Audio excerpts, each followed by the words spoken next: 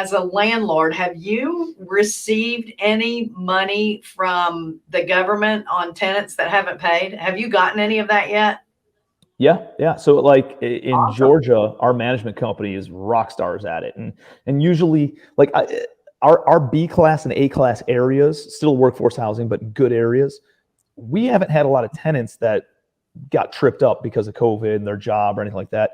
And we collect 99.7% of all the rents in those Wow. properties. Wow. In the C class areas, different story, right? Yeah. And we're chasing rents. There's a bunch of tenants gaming the system, and it might be like it was 1% the first month, and then it was another 1%, and then all of a sudden it starts snowballing. You know, it's 15, 20% of the tenants are just gaming the system because they know they don't have to pay rent, Right. and that can mess you up.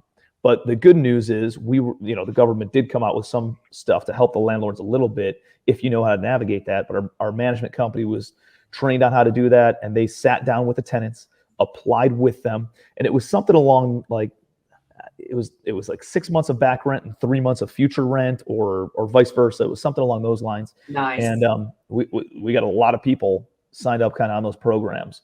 I think they're kind of nearing the end right now. Yeah. And fortunately they lifted the eviction moratorium, so we're having a lot of conversations with people right now. What I don't want is I don't want a mass exodus of tenants, and I don't want to have to turn all these units and outlay all sorts of cash. And although I'm salty with these tenants who did kind of just game the system and didn't pay because they knew they didn't have to pay, right? I'm almost like I got to let my ego go and do what's the most economically responsible thing for me and my tenants, or me and my investors. Is we're having conversations with them now and saying, hey, listen, okay, all right, you got one over. Here's the thing. We will not evict you if you catch, we'll try to put some sort of payment plan together, or some sort of pay 20% of it and we'll waive the rest of it. And then we'll, and these are for people who didn't get the subsidy assistance. Right. And then as long as you pay rent, you're on a short leash though. If you don't pay rent by the first of the month, there's no, wiggle room at all on this thing. So we're having some of those conversations because I'd rather keep tenants in and just paying rent rather than having to go through the whole process. I mean, I don't think a lot of people realize like, oh, well, if I can keep my utilities down or this down, like, yeah, that's good. The biggest expense for landlords is tenant turnover.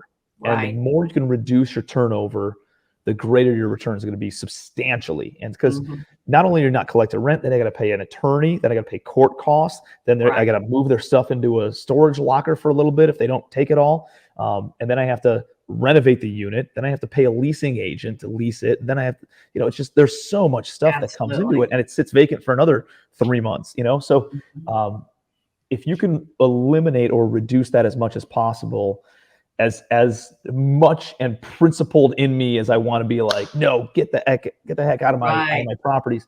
I'm not I'm not doing that right now. I think it's way more responsible to just have a conversation, and just have that dialogue back and forth and try to get them back into a routine of being responsible and paying their payments on time. Right. Yeah.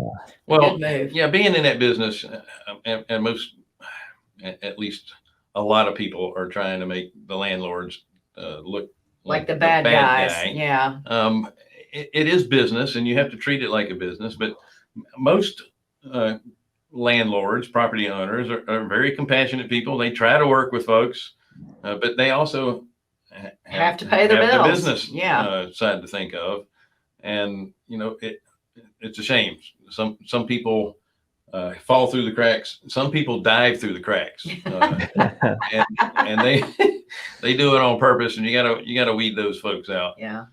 And listen, I'm talking about the ones that are top of mind because they're the biggest problem childs, but really it's a handful of people across 4,000 units, so overall we're doing all right. And I don't want to scare anybody from getting into rental properties.